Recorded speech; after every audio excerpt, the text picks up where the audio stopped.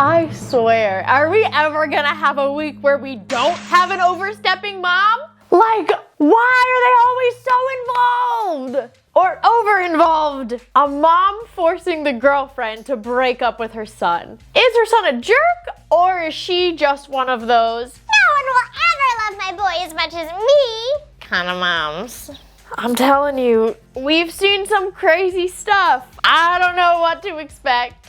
Hi, my lovelies. Happy apple picking day. Before we get started, just our weekly reminder. If you want a chance to submit your stories to be featured on Am I the Bad Apple, you can send them to my subreddit, r/AmITheBadApple. And as you guys are discussing ideas and opinions and thought processes down in the comments, just remember that we all come from different branches of the apple tree, and because of your different experiences, you might have different opinions than someone else. And that's okay. Sometimes you might get your mind changed, sometimes you might change someone else's mind. Oh my gosh, our co-host is here. Come here, Vix. Let's see, will you let me hold? Oh my goodness, will she let me hold her, or is she gonna go to her bed? Please stay. Do you wanna go to your bed? Come here, your bed's on the other side, you little gremlin. Here, come here, look, your bed is on this side. Okay, bye. Anyways, since we've been rudely interrupted, let's get started with this week's episode of Am I the Bad Apple? Let's go apple picking.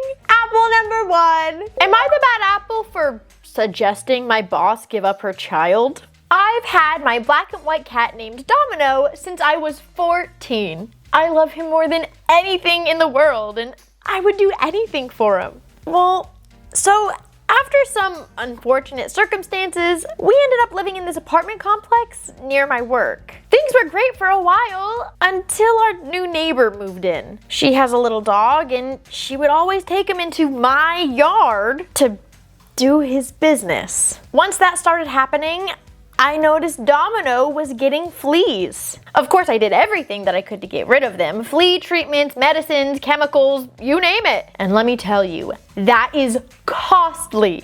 I've been spending more money on flea treatments than I was on food and utilities for me. But to be honest, the money wasn't nearly as important as getting rid of the little monsters to ensure my baby boy's health. Unfortunately, nothing I was doing was making a dent in these fleas, and it kept getting worse. I wouldn't find out till later that the fleas were coming from my neighbor's dog, and she wasn't doing anything to get rid of them on her end, so they just kept coming back into our yard. I was talking to my coworker about all the money I was spending, and my boss overheard. She joined in the conversation and said, "You're spending way too much money on a cat. Why don't you just get rid of it?" That really upset me. Domino's not just a pet. He's just as much as my family as my father or my siblings. I told her as such, and she laughed at me. I said, "Don't you always complain about the amount of money you have to spend on your child and his disabilities? But you do it anyways because he's your son and you love him more than anything, so hopefully you can understand." She would never give up her child just because of his disabilities. That would be so wrong. Her child has club foot, and all she's been talking about lately is how expensive it was to get it fixed. She did not like that comparison. How dare I suggest she would give up her child over something like that? I told her I wasn't suggesting it. I was letting her know that me giving up my cat just because the treatment was costly would be about the same as her doing the exact same thing to her son, and that neither of us would because that's just how much we love them. She said it wasn't the same thing because her son is a human being and Domino was just a cat. I dropped it because arguing with her just wasn't worth it. I told other people the story, and while most people think that what I said to my boss was perfectly fine and justified, other people feel that the comparison was unnecessary. So was I the bad apple for comparing my cat to her son? So as you guys know, I have this fur ball, I have the other fur ball. I love them with every fiber in my being, okay? These are my babies, right? I don't care what you say, I can already hear the keyboard warriors going, like, these are my children. I love them more than life. And you're not gonna change my mind on that. And so here's the deal. I understand people who aren't animal people aren't going to get it. And so even though I don't think that what she said was like inherently a bad thing, I would not have acted the same way because as soon as the boss said, "Oh, well, it's just a cat," I already knew this wasn't an animal person. Like, they're not going to get it. And people who are not animal people get very, very upset when fur parents consider their pets their children. I don't know why. I don't know why it's any of their business. I don't know why it offends them so much. I don't know why they get so triggered by it, but they just do, okay? It's so weird to me that they can't just mind their own business and be happy in their own lives, but you know what? That's reality. So even though I understand completely, and I would feel the exact same way. Like Vixie here, I think I've said this before, but like Vixie has acid reflux. Oh, poor sweet baby girly. She throws up a lot, like multiple times a day, and we've tried different kinds of food. Like we've tried a lot of stuff with the help of our vet. I don't need to go all into that because it's unnecessary, but like, do we have to clean the carpets every day? Yes. Would I change anything? No, because this is my baby girly, and you know what? She might have some little health concerns, but she's worth it because this is my baby. I love her. One of the best things in my entire life. One of two. Yeah, Avery's up there somewhere. So like, again, I 100% understand the idea of, no, giving up your pet is like giving up a child. And I agree with that sentiment. Would I have said that to a person that I found was blatantly not a pet person, not an animal person? No. Because I just know, again, that those people get very triggered when you say things like that. But I don't think it makes her the bad apple, because I think it's a very valid feeling. Like, I understand it, fine. So I'm going to go good apple, but I also do want to preface that, like, you're not going to change the minds of these people, okay? You're not. If someone says things like, oh, it's just a dog, it's just a cat, it's just blah, blah, blah, they're not going to get it. You're not going to make them understand. And if you try to explain it to them, it's just gonna make them more mad. And I don't know why they are the way that they are, but it's just how it is. You're perfect in every single way. Apple number 2. Am I the bad apple for refusing to cover up my scar and triggering a friend? I, 24 female, had a cancer scare a few years back and had a biopsy done on my upper leg. The scar's faded now, but it's still fairly noticeable and about 7 centimeters long. Thankfully, it was only a scare and nothing came of it. For a while, I was really insecure about it and stopped wearing skirts or tight leggings where you could kind of see the outline, but now I've accepted that it's just gonna be there and I feel more comfortable with it. I've started to wear whatever I want, and I realize that no one cares about it apart from the occasional question about it. But I know now that it's more out of curiosity and not because anyone's like, ugh, scar. So it's fine. We went to the beach yesterday with a group of friends and I wore a bikini. I was excited to get a tan, and my friend Anna brought her other friend,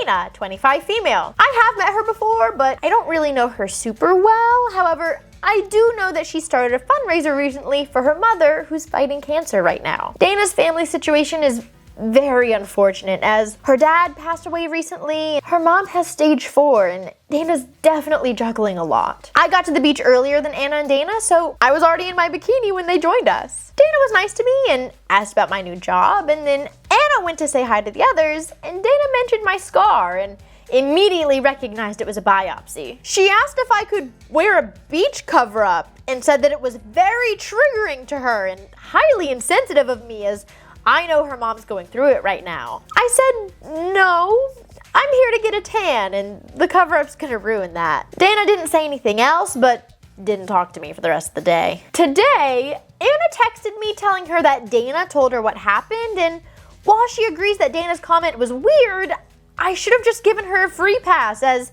she's not in the best place mentally right now. I said, no, it was really weird, and I don't think I owe her anything. I genuinely don't think I'm in the wrong, and I think she's being really weird about the situation.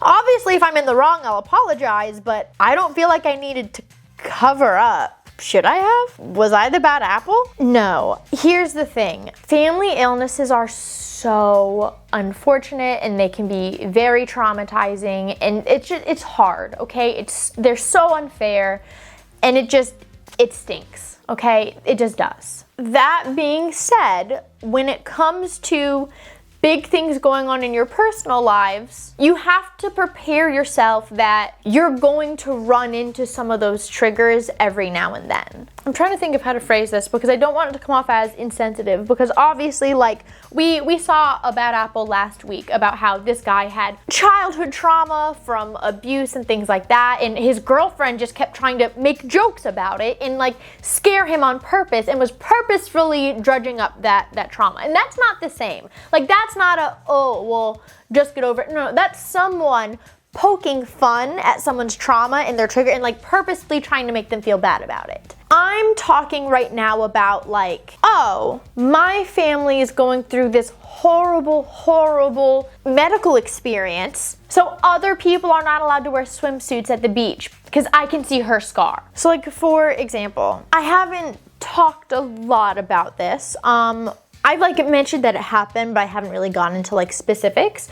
But so my mother-in-law, when she passed away at the beach. We were on vacation, and it was at the beach. It was a very traumatizing experience, very traumatic in every way, shape, or form. But you know, the beach is a pretty popular vacation spot, you know? This happened years ago, and to this day I still will sometimes just find myself freaking out and having a little moment. I can feel myself getting a little tight right now. But that doesn't mean I expect my friends to not go to the beach or tell me about how they're going to the beach or post pictures of them at the beach. Like, yeah, of course, anytime I think of the beach, I think of what happened. But you know, the world keeps turning, even when you are facing really terrible things. And you can't control what other people are doing or wearing based on like what you went through. And again, it would be so different if someone was like purposefully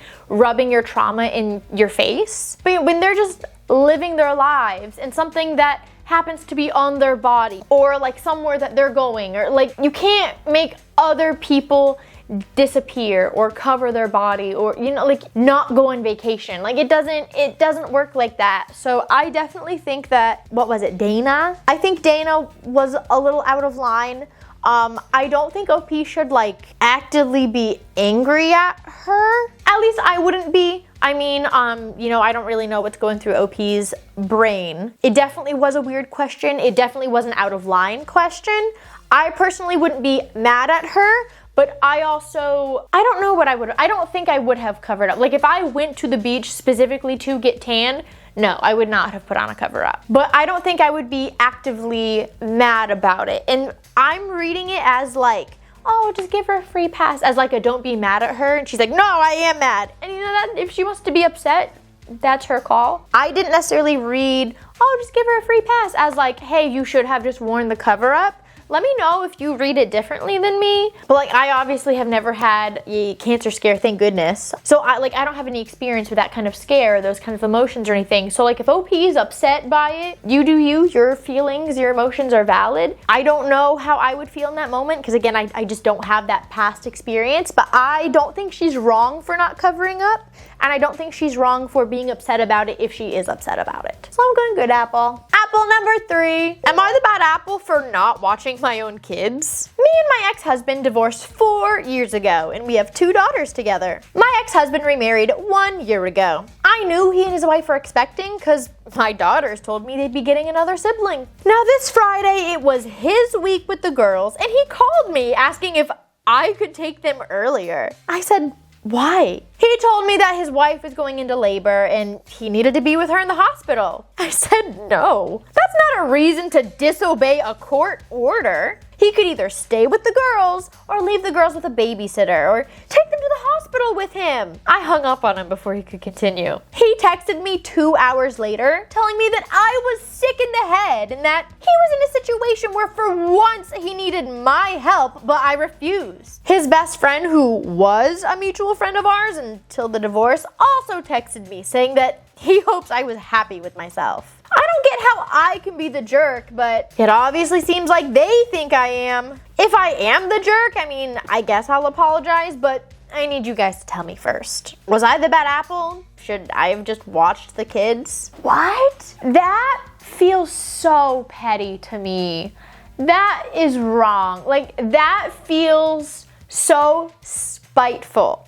Like, it's, what? So you would rather, I'm just like, I don't always get speechless, but I am. I'm just shocked. You're telling me you're so vengeful against your ex that you would give up extra time with your daughters just to stick it to him and make the birth of his new child more difficult?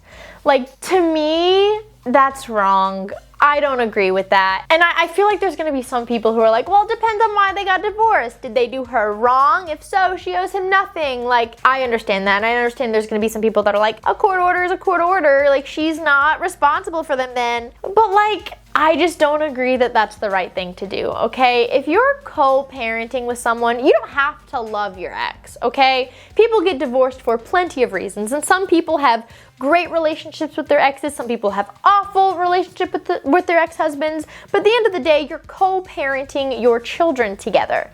And I just think it's so wrong. Like, what kind of example is that to your daughters? That, like, that's how you treat people. I just personally think that's really wrong. Like, again, you're getting some extra time with your girls. What is it hurting you? Like, if you had big plans, that might be a different story, but you didn't say that you did. Like, you didn't mention anything that you had going on. You didn't mention anything that you just couldn't cancel. You just mentioned that it was his responsibility to have the girls. And I just think that's petty and spiteful. Like, you didn't give any good reason to me, in my opinion, of like why, other than you just don't like this guy and you just want to stick it to him. I don't agree with it. I think that's wrong. And I definitely think there's going to be people who disagree with me, and that is okay. That's just, I morally don't agree. Bad apple. Like, you just suggested, like, oh, call a babysitter. You would rather like some random teenager watch your girls instead of you, like, just to make it more difficult for him? That is petty. I don't have a reason to be on your side with this. It's just petty. Apple number 4. Am I the bad apple for telling my son's girlfriend to break up with him? My 41 female son, 20 male, has been in a relationship with his girlfriend Lily, 20 female, for about 3 years now. I love my son, and I hate to say this, but he's turned out to be not that great of a person. He has very little work ethic and has no desire to go to college or get a job, and spends most of his time gaming or partying. Lily, on the other hand, is the polar opposite. She's very studious, she has aspirations to be a doctor, she's a great swimmer, and is currently away at college. When my son and Lily first got together in high school, they were an excellent match. We loved having Lily over, and my son definitely took care of himself. Since then, for whatever reason, it's just rapidly deteriorated. I know my son still loves Lily, but he never gives her the attention she deserves, and with her clear potential, I just think she deserves better. When Lily came to visit a few days ago, she was visibly upset. When my son went to the store, I asked if she was okay, and she told me that she didn't know what to do and wondered why my son had such little ambition and had become so lazy. I told her, I don't see him changing anytime soon. I mean, that's my view because this is how he's been going for 2 years now. When she asked what I would do in that situation, I told her she has to put herself first and figure out what she wants out of life. Lily thanked me and said she'd think about things. Well, earlier today, my son came downstairs in a rage, telling me that Lily broke up with him via text message. I asked him what she said, and apparently, the message referred to discussions with your mom that made her rethink their relationship. My son was livid that I'd gotten involved and said I overstepped my boundaries. I told him that I didn't advise Lily to leave him, just that she had to make her own choices and decide what was best for her. My son's now not talking to me, and my husband's annoyed because he believed that not having Lily around will make my son's rut last even longer. I also really miss Lily. I really loved her. So, was I the jerk? Did I overstep boundaries? Like, am I the bad apple? So, my initial thought is good apple because, listen, we've seen a lot of examples of boy moms who are not very kind to their daughter-in-laws and things like that. And I think this mom truly does love and respect Lily, and I don't agree that she told her to break up with him. I think that she just said, she said exactly what she said, that she said you have to think about what you want and evaluate your priorities and do what's best for you. And she didn't blatantly say break up with my son. She just said, do what you need to do, girl. And I don't think that is bad advice. I don't think she did anything wrong with that. But the more I started thinking it, well, maybe I shouldn't say but, I should say and, the more I was thinking about it, one thing that's kind of frustrating me is that, she's going on about how all of a sudden her son has no motivation, is doom gloom in a rut, and even, they're even acknowledging, we hoped Lily would get him out of this rut, there's a problem, blah, blah, blah, blah, blah. Why has no one put him into therapy? Why has no one checked in on what's going on with him? There's clearly something wrong. Why have they just let him spiral for the last 2 years? And so that's where my concern is. I'm borderline really concerned that she's well, Lily's so great and she deserves so much more. And I don't know what's going on with him. But has she taken the time to take him to therapy, figure out what's going on, what changed? Everyone's talking about how we don't understand how we got here, but no one is checking on it, is he depressed? Does he need therapy? Does he need antidepressants? Is there some underlying mental health issue going on? I'm so glad that they're so proud and happy for this girl, but I'm a little concerned that they're so dismissive of what's going on with their kid, and they're just kind of passing it off on him being lazy. And it's very possible that he is just being lazy, but it's also just as possible that there's an underlying issue that they're not getting to the bottom of and that he could be suffering with, and that is a little concerning to me, But again, in their whole conversation about the relationship, it was never mentioned that maybe his actions are a cry for help. It was all about, he's lazy, it's not gonna change, blah, blah, blah. That's what I'm getting stuck on, is even though I don't hate the advice she gave about do what's best for you and think about where your priorities are, I don't like the whole, he's just lazy, don't know what's gotten into him, it's not gonna change, so do what you need to do. I don't like that it wasn't even offered that maybe he needed help. Not that it's Lily's job, Dad's without Lily, how's he gonna get better? It's not Lily's job. You're his parents. And I understand that he's 20 years old, but if he's living at home and this is your son, you can't talk to him, you can't suggest going to a therapist, you can't suggest hey, what's going on with you? We should probably get to the bottom of this. There's going to be some people who disagree with me on that, and that's okay. There are going to be some people who say he's an adult, and so it's not their business. That's your opinion, and you're welcome to believe that. I just don't agree. I'm gonna go crabapple because, again, it's not that I don't think she gave bad advice, and she didn't say break up with him, and I don't think that it's Lily's job to get him through the rut, but I don't like how the portrayal of him and the handling of his situation is being done by his parents. So I'm going crabapple for that reason. Because again, I'm not saying that Lily owes him anything. I'm not saying that she has to stay with him by any means. I'm just really curious of how could that have gone differently if the mom, instead of saying, I don't think it's gonna change, it's been 2 years by now, instead said, hey, why don't we suggest him talking to somebody? Or why don't we suggest him looking into therapy? Or maybe he's depressed. Again, I'm not saying Lily has to. I'm not saying that she has to marry this guy. I'm not saying she has to stay. I'm not saying she doesn't deserve better. I'm just am interested in how it might have played out differently if instead of just throwing her kid under the bus, which again, it's also very possible he's just lazy, but we don't know. I'm just interested at how things might have played out differently if the mom wasn't so quick to just dismiss, hey, maybe there's an underlying condition going on. So that's why I'm going crabapple, because you just don't know. But we have no evidence that she even gave him a chance to want to get better or want to get help or anything like that. So going crabapple. Oh no, does that mean I'm cursed? I got 2 good apples, a crabapple, and a bad apple. I'm cursed. At least that's what I got. Did you also get the curse? Did you not get the curse? Let me know down in the comments. I would love to hear what your thoughts were on all these stories. As always, if you want a chance for your story to be featured on Am I the Bad Apple, you can send it to my subreddit, r/AmITheBadApple. And for your well wishes today we have some good national days today, okay? Lots of options. First of all, National Working Moms Days. You go, moms. True superheroes. Oh my goodness. So if you're a working mom, this is your day. If you're not a working mom, that's okay. We have other good options. First option, National Plant a Flower Day. That's beautiful. All my plant parents out there, I can't keep plants alive. I can't even have them in the house because specifically that one is a nuisance. So for those of us who can't keep plants alive, that is okay. It is National Girl Scout Day. And let me tell you, I do love me some Girl Scout cookies. The little caramel delights, oh, those are my favorite. The shortbread cookies, oh my gosh.